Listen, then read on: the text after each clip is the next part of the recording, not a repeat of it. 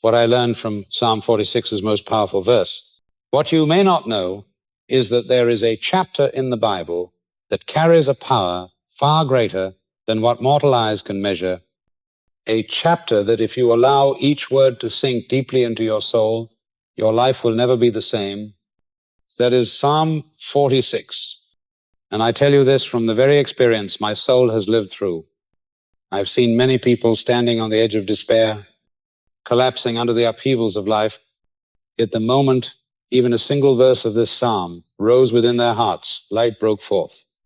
Strength was renewed, and they walked through the storm as if an invisible hand was covering them. I have seen the truth that the Bible is not just ink on paper. It is a divine current flowing into the soul, and here Psalm 46 is the key that unlocks that current.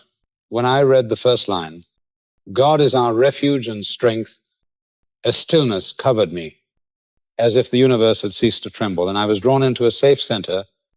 That refuge is not a fortress made of brick and stone, but an invisible space present within you, a place where fear cannot reach. I once asked myself why some people collapse when facing trials while others stand firm. And the answer I found lies in this psalm. Some know how to turn inward to the sacred refuge, while others keep searching outside. I sense a dual reality. On the surface, there may be chaos, loss, ruin. But on a deeper level, there is a stream of peace that is never cut off. And by remembering these words, you touch that deeper level. I still remember once in prayer I saw the image of a towering fortress, storms raging all around. Yet inside the walls there was a golden light. No wind could overtake it. And within that fortress stood souls with straight backs and shining eyes. They knew the storm would pass, but the fortress would remain. That is the very image of the refuge the psalm speaks about. If you ask why these words carry such strength, I would say it is because they awaken the sacred memory within you. The memory of your origin, of your connection to the Creator. When you read this verse, you do not only hear with your ears, your soul remembers what it has always known, that you have never been alone. Over the years, as I have listened to souls coming to me burdened with anxiety and despair, I realize the truth of healing does not lie in avoiding trials, but in finding a center to stand upon, and Psalm 46 points to that center. I have said before, every soul has a point of contact with the Spirit, and if you touch that place, no darkness can swallow you. Each time I read again, God is our refuge and strength, I feel as if a current of life runs through my body, dissolving weariness, like a soldier exhausted who finds water and rises again. This is not strength you manufacture by willpower, but strength that is given, poured out from an inexhaustible source. In the weakest moment when you think you cannot go on, if you only whisper this verse, a mysterious energy will lift you up. I have seen many try it and experience it, and I believe you can as well. But to truly receive, you must let go of control. You must quiet your heart, open it, like opening a door to let light flood in. If you cling tightly to fear, light cannot enter. But if you read this with trust, the light will pour in and you will know that the refuge is not out there, but within you. And strength is not only muscle, but divine power flowing from the depths. This is the opening of Psalm 46, but also the opening of your transformation. Let these words become your breath. Let them echo in your mind, and you will see that no storm can drown a soul that knows where it truly belongs. There are souls who come to me in days when their world seems to collapse. They tell me the ground beneath their feet shakes, the mountains they thought were firm crumble into the sea, and they no longer know what to cling to. But I tell them that at the very moment that feels like the end, there is a truth. The soul must remember a truth written in Psalm 46. We will not fear. When I close my eyes, I see the very picture of that scripture, the earth breaking apart, mountains sliding down, the sea roaring, people panicking. Yet in the middle of that chaos, I also see an unmoved light, a still center, where the soul stands upright, unshaken, and that is the image of one who knows that God is the unlosable foundation. I know, well, the fear that seizes the heart when what you thought was stable disappears. In a moment, a house lost, a loved one gone, health broken.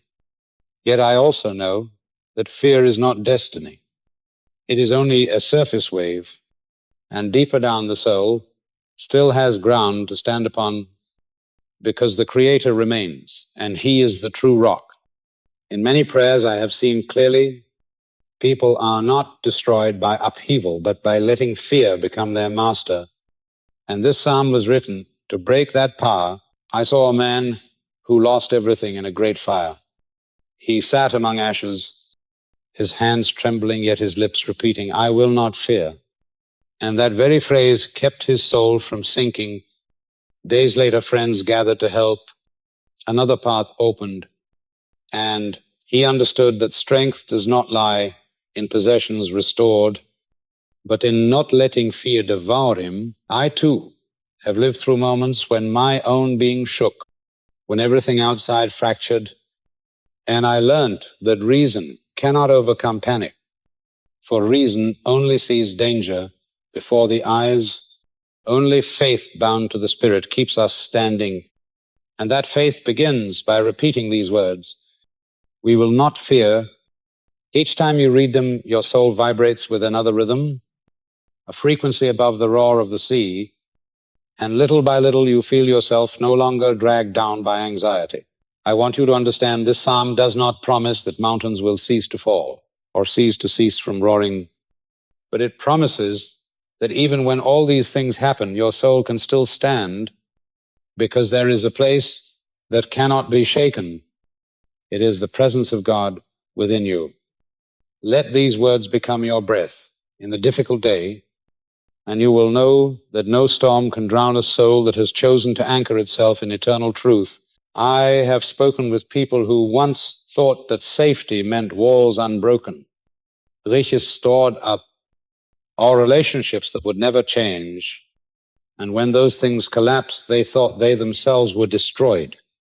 But slowly they discovered a deeper truth, that the true refuge is not in what can be touched or held, but in the invisible strength that never fades. Sometimes this discovery comes through fire, sometimes through loss, sometimes through the silent nights when sleep will not come and fear gnaws at the mind. But if the heart dares to repeat the words of the psalm, the darkness begins to thin. The soul senses that it is not alone. And even in the wreckage, there is an unshaken center. I want you to see how radical this is, because the world teaches us that peace comes only when storms cease. Yet the Scripture insists that peace can exist even in the middle of storms. For peace is not the absence of chaos, but the presence of God. Think of that for a moment. A life where even if everything is stripped away, you still have ground under your feet. A life where trembling hands can still rise in prayer. A life where tears may fall. But the soul is not crushed. That is why the psalm says we will not fear. Not because nothing bad will happen, but because nothing can take away the foundation that is eternal.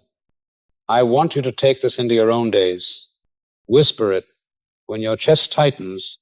Speak it when you cannot see tomorrow clearly. Write it down when you feel fragile. Let it become more than a phrase. Let it be the pulse of your life. You will notice that fear, though loud, begins to weaken when faced with a soul that refuses to bow. You will notice that your steps become steadier, that you can walk even through valleys of shadow with a hidden strength, because you are no longer leaning on shifting ground, but on the unlosable ground of God. This is not theory. It is the lived experience of many who have gone through fire and flood, yet emerged with a song still on their lips, a testimony that though the mountains moved, they themselves were not moved. You too can carry this testimony.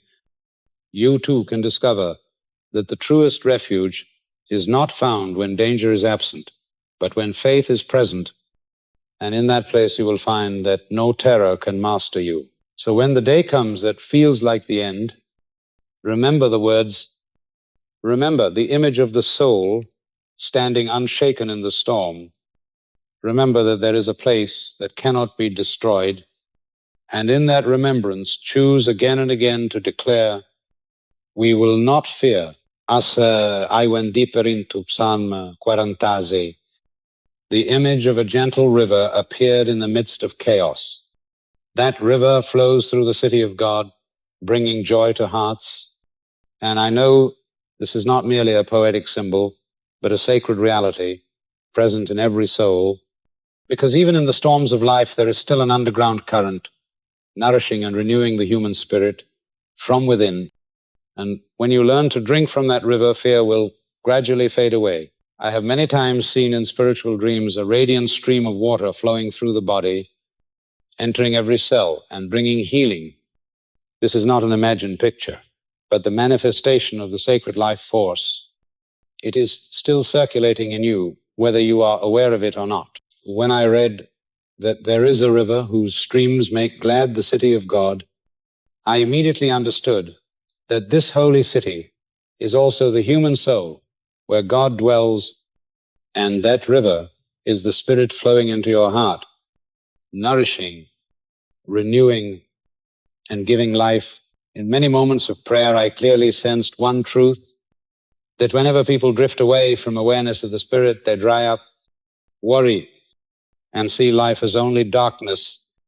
But when they return and set their mind on the presence, they become like a tree planted by streams of water, its roots drinking its leaves, not withering, and its fruit coming in due season.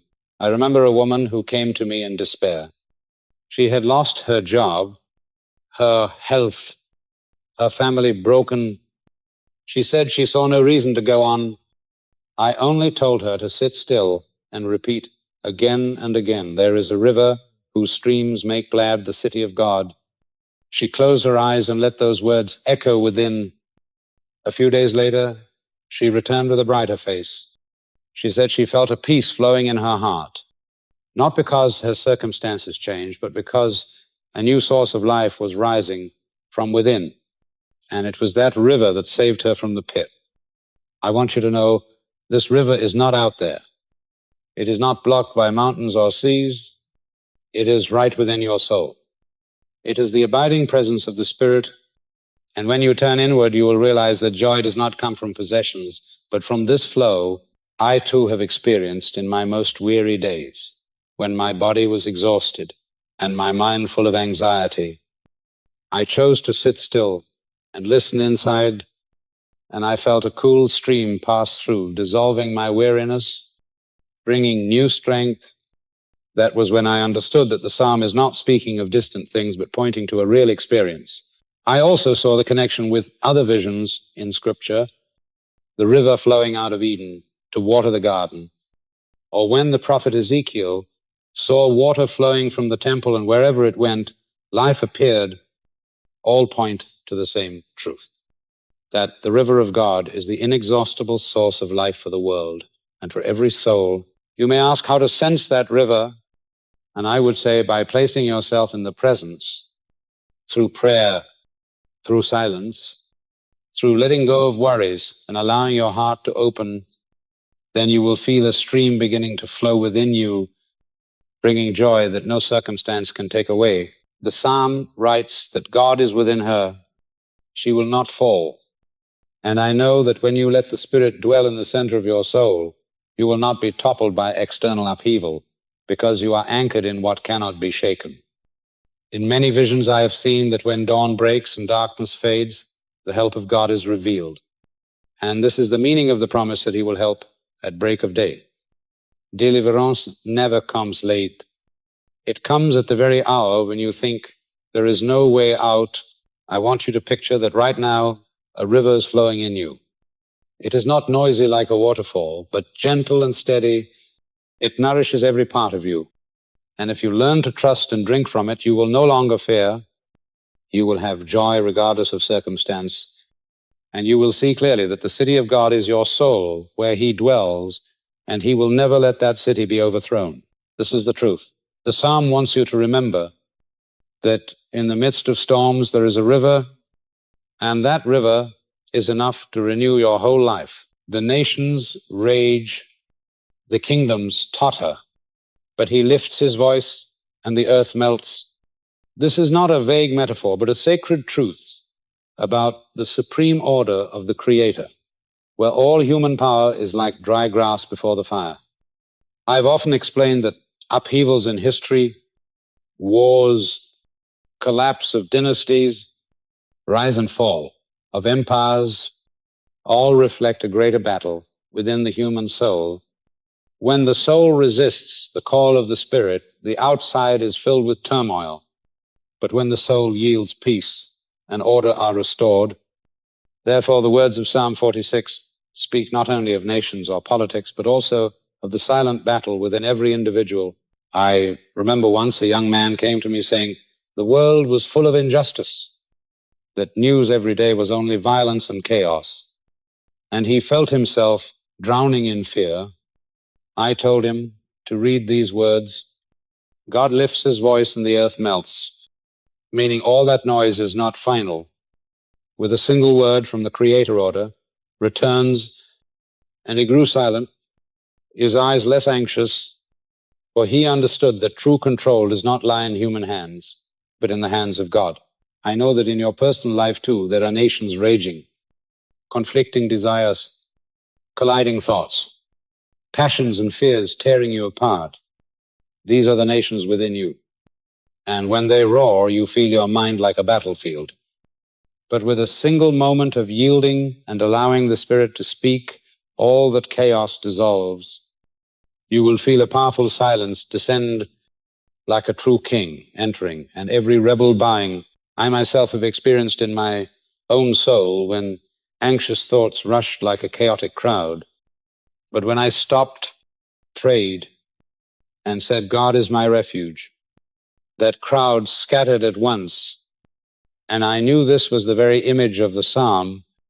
He lifts his voice, and the earth melts. In visions, I have sometimes seen a vast picture of human history, empires rising, the sound of soldiers, the clash of weapons, then all collapsing into silence, only the gentle yet mighty voice remaining, I am the Lord, and it is that word that keeps the universe moving. I tell you, do not cling too tightly to the powers of the world, for they are fleeting. Cling to the voice of the Creator, for it is unchanging. When nations rage within you, let him speak, and you will have peace. I also remember a woman who came to me in crisis. She said her family was broken, her children distant. She felt as if a whole nation within her was collapsing. I directed her to this verse and told her, do not look at the collapse, look at his voice. And when she began to pray, her heart calmed, not because circumstances instantly changed, but because she knew he was still there and his voice stronger than all others. I urge you to live with the awareness that God is Lord of all nations, both within and without. He has the power to dissolve all turmoil. He is the one who, with a word, brings everything back into order. The global upheavals you hear today, wars, shaking of systems, are only part of the larger picture, teaching humanity that no power can stand apart from the power of the Creator. And for you, when your soul rages, remember that is only the surface. The deeper part is his voice, and that deeper part decides the true destiny. I am certain that when you learn to be still and listen, you will hear the inner whisper stronger than any shout. And that voice will melt all fear, anger, and anxiety. That this verse be engraved in your heart. Nations may rage, kingdoms may totter, but once he speaks, the earth melts. And you will know that all upheaval is temporary, while his presence is eternal. Come and see the works of the Lord. This is the invitation in Psalm 46, and I know this is not a passive call, but a sacred command. For when people truly stop to behold his works, their eyes are open to a truth beyond what ordinary senses can register. I have many times been taken into visions where the history of humanity appears like a vast tapestry. Wars follow one another, impious foe, yet over all things the invisible hand of the Creator is weaving a new order. And when he speaks, wars cease. The bow is broken, the spear is cut, the chariots are burned. No power can stand against him. I have seen this in many souls who came to me. They carried their own wars, not with outward weapons, but with anxiety, bitterness, resentment, and these are the very weapons they use against themselves. But when they read these verses, they realize a truth that God not only ends the wars outside, he also dismantles the battlefield within. When he enters, the inner weapons are thrown down and peace begins. I remember a woman who for many years endured jealousy toward a relative. Her mind was a battleground. She could not sleep. She could not rest until one night she read again these words. He breaks the bow. He burns the chariots. She wept and said she felt as if a fire had burned away the resentment in her heart. And for the first time, she slept in peace. This is proof that his work is not only an event in history, but an action within each soul. I know well that when we arm ourselves against life, we cannot have peace. Therefore, this psalm teaches us to lay down the sword and let him deal with it. And when we release our grip, we are set free. Many times I have said that the wars of the world reflect the wars within the human heart. And only when a person surrenders to the Spirit does peace come. That is why the invitation, come and see the works of the Lord, is not for distant observation, but to recognize that he is working within you. In deep moments of prayer, I have seen the image of God standing upon the battlefield, looking upon exhausted armies, and with a single wave, he causes every weapon to fall to the ground. Then a silence covers everything. It is a silence that I know is true power, not emptiness, but order. The rest for which the soul longs. You may ask how I can see such images. I say only this: when you align your heart with the Spirit, when you remove the dust that veils awareness, the eyes of the soul will open, and you also can see, not with physical eyes, but with inner knowing that his work continues, whether you believe it or not. One day I met a man carrying the burden of anxiety on his shoulders. He always feared the future. He likened his life to an endless battlefield. I told him to write his worries on paper, then read aloud these words: he makes wars cease. It did so.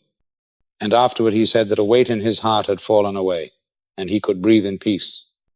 I believe that is his work, not by noisy miracles, but by the quiet dissolving of burdens. When you read these verses, you will see clearly one thing. God not only ends the wars between nations, he also ends the war between you and yourself. I have said that the most dangerous weapons are not in the hands of armies, but in the negative thoughts nourished in the human heart, and his work is to break those thoughts, to burn them away, to make a way for true peace. Therefore, I urge you, whenever you feel surrounded by anxiety, repeat in your heart, come and see the works of the Lord, and you will see change, not because you strain, but because he is acting. Let these words become a daily practice. Let them remind you that you do not need to fight forever by yourself, for there is one who stands for you. He not only protects, he ends the war, and when you surrender to him, you will know what true peace is. This is the truth I pass on to you, that his work always exceeds what you can see. But when you believe and look with the eyes of the soul, you will see weapons fall. You will see the battlefield dissolve, and you will know that peace is not far away. It is the work taking place within your soul at this very moment. Be still and know that I am God. This word sounds like a command straight into the center of my soul. It is not a gentle suggestion or a philosophy to ponder. It is a call that cuts through all noise, pulling a person away from clinging to control and struggle. I know well that restlessness and anxiety are the source of much of the suffering humanity bears, because people imagine that by their own strength they can turn the tide of life. But the truth is that only in inner stillness, when effort is released, does the soul begin to sense the power of the Creator, and in that very surrender, true strength is opened.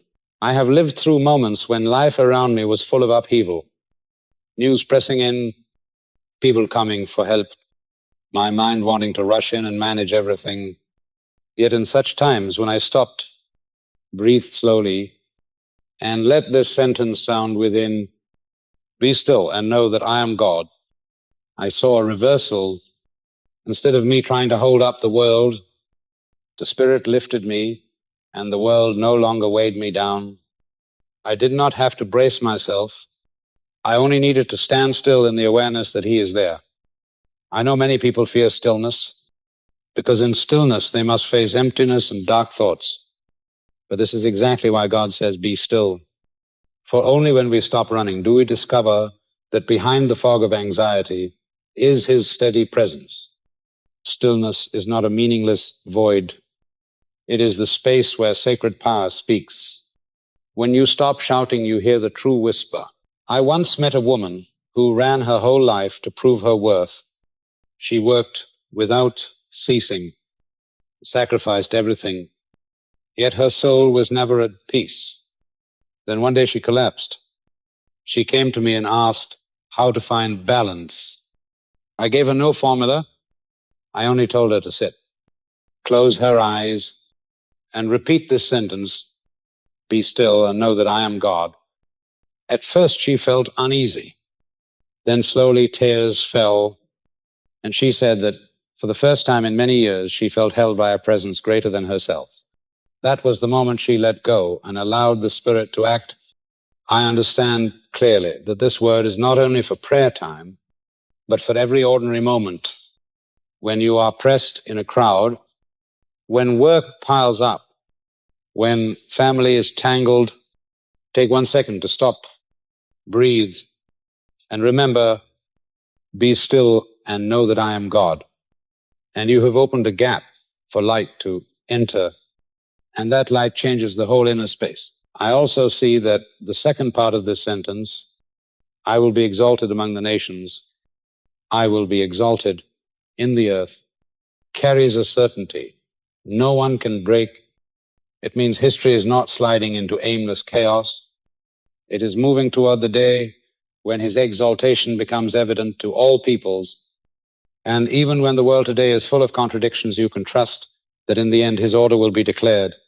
This brings the soul deep assurance, because, the future does not drift at random.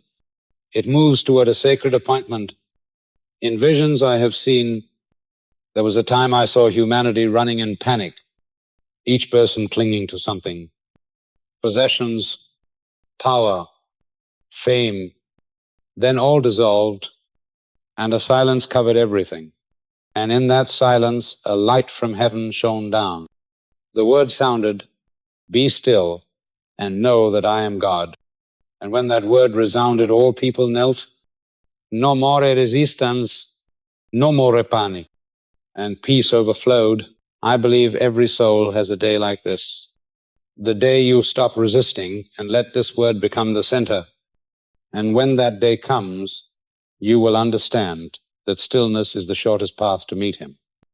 I want you to practice now. Each morning when you wake, let the sentence sound in your mind. Be still and know that I am God. And carry it into the moments you face trials. You will see the difference. You will see that strength no longer lies in straining, but in letting go. This is the reminder I pass on to you, that stillness is not escape. It is the bravest act, for it is the declaration that you trust Him more than yourself. And when you dare to trust in this way, the whole world within you will be changed. The nations are in uproar. The kingdoms are shaken. but the Lord of hosts is with us. The God of Jacob is our refuge. This affirmation in Psalm 46 is the resounding voice that closes every doubt, for it not only declares a truth about the universe, but also lays the foundation for the life of every soul. I've often reminded that when people look only at news, social turmoil, political crisis, they see as if everything is collapsing. But when they set their minds on the presence of the Creator, they see clearly another order, a deeper reality, where nothing is shaken. I know well that the name, the God of Jacob, is not mentioned by accident, for Jacob was one who wrestled, who fell, who doubted, but was finally given a new name, Israel, becoming a symbol of the transformation of the soul. When the psalm calls him the God of Jacob, it means he is not only the God of the strong, but also the God of the weak, the mistaken, the failed. Yet those who dare to return and cling to him, in many prayers I have felt the strength of this name. It reminds me that he is not distant, not reserved only for perfect souls, but for all who are willing to enter the process of transformation. It is that faithfulness that gives you a firm place to stand in the midst of the storm. He breaks the bow and burns the chariots. This is the image of a supreme power, ending the instruments of destruction humanity clings to. And at the same time, it is the symbol of the dissolving of inner conflicts. I want you to understand that his presence is not always revealed in loud miracles. Often, it is simply an extraordinary steadiness when all others are panicking. You may look at yourself and wonder how you are still standing, and the answer is because the God of Jacob is with you. I have myself felt when all seemed against me, yet a peace, not of my own making, held me up. And I knew it was not my strength, but his presence. In the visions I have witnessed, I saw heavenly armies lined up, and God, as the commander, he did not stand afar, but went ahead. And in that image, I understood that his promise to be with us is not just a concept, but a reality. If he can command multitudes of angels, then surely he can also keep each small soul like you. Over the years, I have seen souls crushed by circumstance, but also seen souls in the same circumstance still standing. The difference lay in one clinging to fear and the other clinging to his presence. And that presence changed how they saw life and how they walked through pain. I remember a man who came to me carrying guilt and shame. He believed God could not forgive him. But when I read this passage to him, his eyes changed, because he realized that if the God of Jacob could be faithful to a man full of flaws, then he could also be faithful to him. That was an opening. And from that day, he walked with a new faith, not based on his own worthiness, but on the faithfulness of God. The call in Psalm 46 invites us into a deeper contemplation. Come and see the works of the Lord. I know well this is not merely a call to observe with physical eyes, but an invitation to open the eyes of the soul, to recognize the sacred marks woven into all of life. I've often seen that when people look only at the surface, they see chaos, war, loss. But when they look deeper with the eyes of the Spirit, they see the intervention of the Creator. He makes wars cease. I have witnessed many souls coming to me carrying wounds of hatred and resentment, their minds like a battlefield. And those very thoughts are weapons they wield against themselves. But when they begin to let go, to read and believe this word, I saw change. Hatred burned away. Weapons fell. And they entered a peace they had never known. I remember a young man who came to me haunted by betrayal, each night tormented by nightmares. But I told him to let this verse sound in his heart. The Lord makes wars cease. And he did so. Day by day, he felt the tension in his heart lessen, until one morning he said the nightmares had ended, because he had handed his weapons to God and let him burn them. I know well that everyone carries silent battles. It may be nameless fear, a painful memory, an unending temptation, all like an army surrounding you, and you think you must fight alone. But the truth is written plainly. The Creator is the one who ends.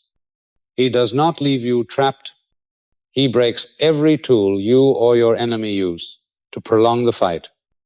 And what you must do is trust his action to let the weapons fall instead of clutching them. In deep prayer, I have seen the image of God walking through a battlefield filled with swords and flames. He steps forward, touches each weapon, and all dissolve. No more noise. Only silence and light covering all. This is the symbol of inner deliverance, and I know anyone can experience it when they truly yield to him.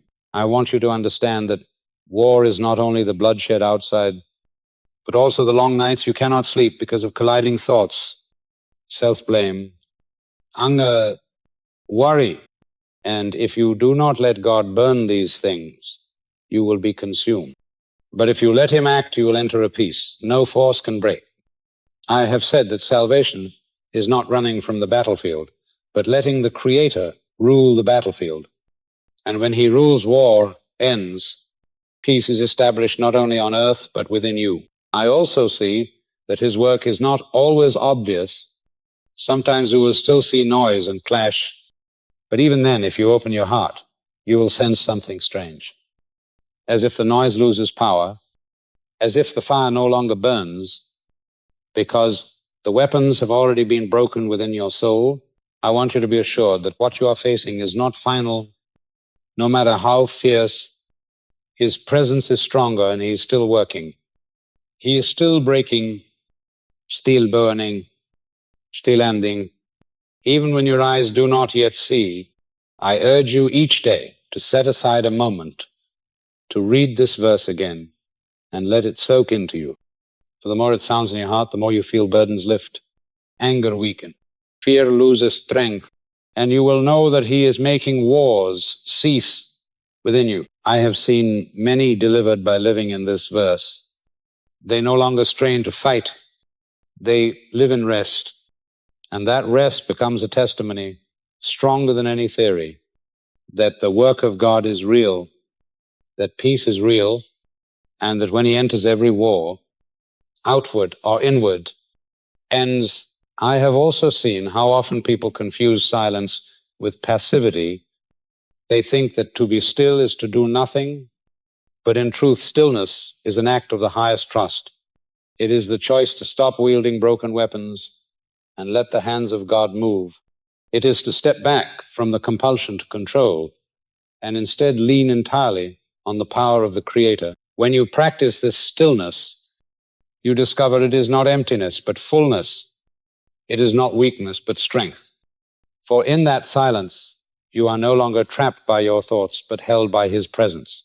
I want you to know that to be still and to know that he is God means to let the truth settle into the deepest parts of your being, the truth that you are not abandoned, that the one who rules the nations also holds your trembling heart, that the one who makes wars cease also makes your soul rest.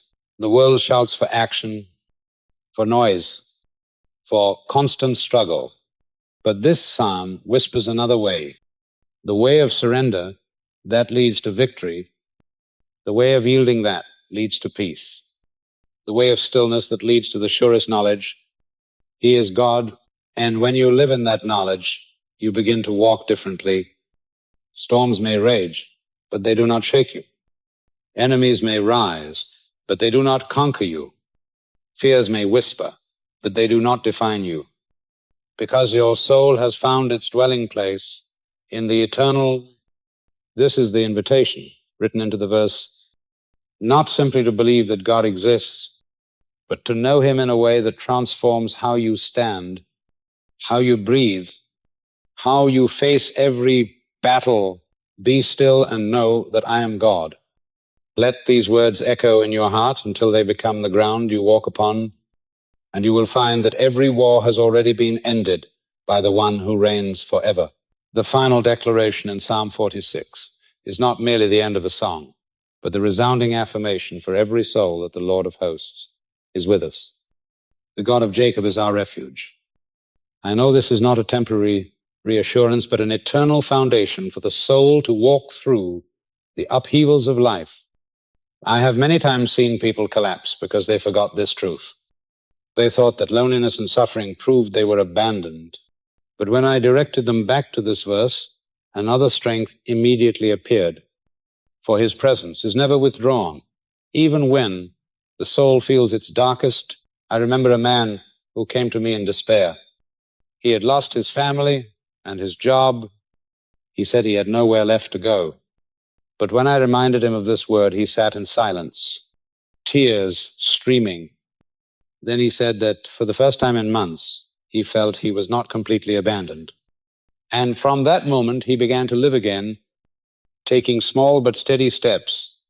This is proof that when a soul recognizes his presence, even the pit cannot swallow them whole. I also know clearly why the psalm calls him the God of Jacob, because Jacob was a man of struggle. He wrestled with both men and God.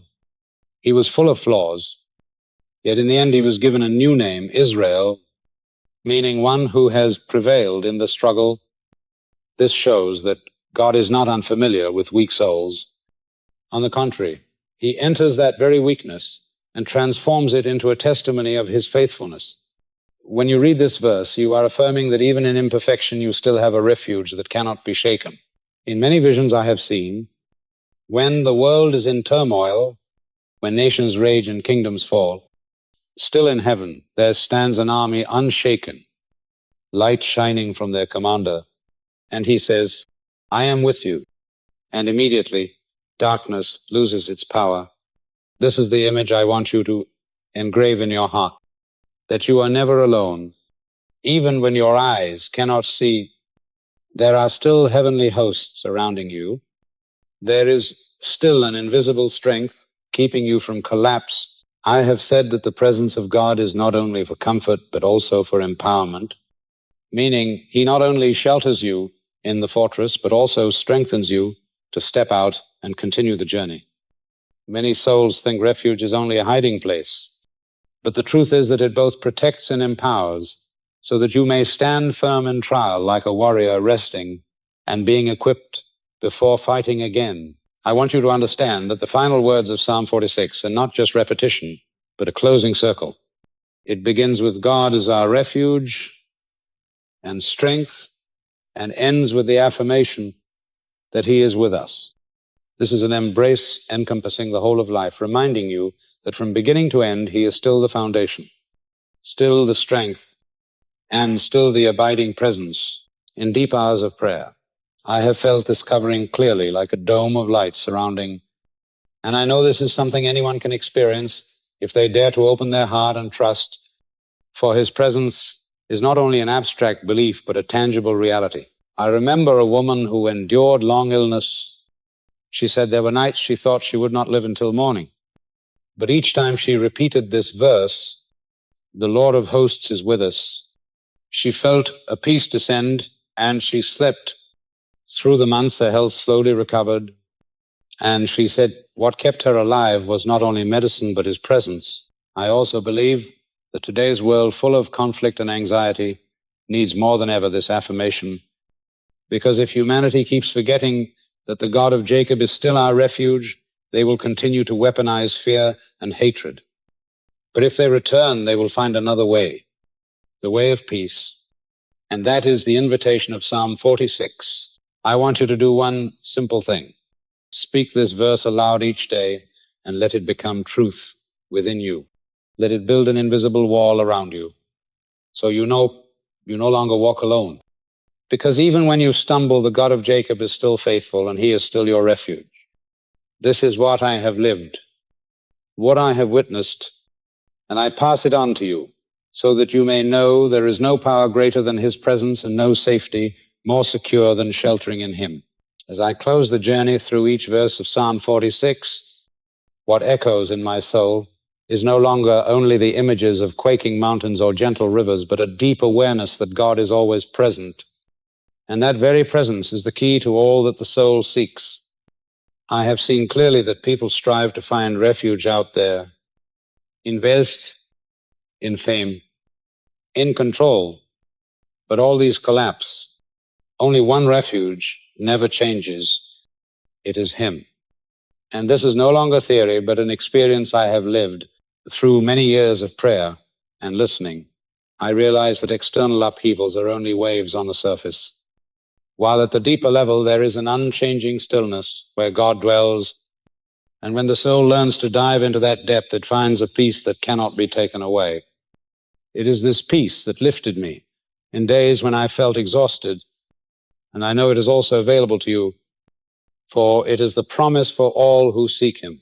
I remember souls who sat before me telling me of their collapse, yet when I reminded them of this psalm, their eyes lit with new faith, because they suddenly remembered they were never truly alone. They could lose everything, but never lose His presence. And that awareness changed. How they rose again, I also see clearly that what matters is not how many storms you avoid, but that you learn how to stand in the storm with the strength of God. Psalm 46 does not promise that seas will stop roaring or mountains stop falling, but it promises that when these things happen, you can still not fear, and this is true freedom, because you are no longer enslaved to circumstance, but freed by trust in His presence. In the visions I have received, I clearly saw a closing circle. The psalm begins with the affirmation that God is our refuge and strength, and ends with the repetition that He is with us. Between these 2 points is the entire journey of the soul, passing through tremors, through chaos, through wars, then finding stillness, and finally standing firm in the unchanging presence. This is the map for every soul that is seeking. I want you to know that the essence of this psalm does not lie in grand sacred images, but in the simple truth that you never walk alone. If this truth is only heard by the ear, it is easily forgotten. But if engraved in the heart, it will change your whole way of living. You will work with peace, love with courage, endure trial with steadiness, because, the God of Jacob walks with you. I have said that every soul carries within it a point of connection to the Spirit, and Psalm 46 is the key to unlock that point. When you read and believe, you are awakening the sacred memory in you, the memory that you belong to Him, that you are upheld by Him, and that no power can break that truth. Looking back on my life, I see clearly that the times I was weakest were the times I felt His presence most strongly, and it was that which made me understand that true strength does not come from never falling, but from always having a hand to lift you up. And that hand is none other than God. I want to leave you with one final reminder that when you face chaos, do not forget to look deep into the center where He dwells. For there you will find an unchanging stillness, and that stillness is enough to transform how you walk through storms. It will give you another vision, another way of living, another strength that the world cannot give. This is the echo I want you to carry, the echo of a promise that never ends, that the Lord of hosts is with us, the God of Jacob is our refuge. If you let this word become your breath, you will no longer fear. You will know that true peace does not lie in escaping trials, but in walking through them in His presence. And when life closes, when all storms have passed, when your soul returns to its source, you will see that this promise still holds, that you were never once alone, and that everything you needed has always been in Him, from beginning to end.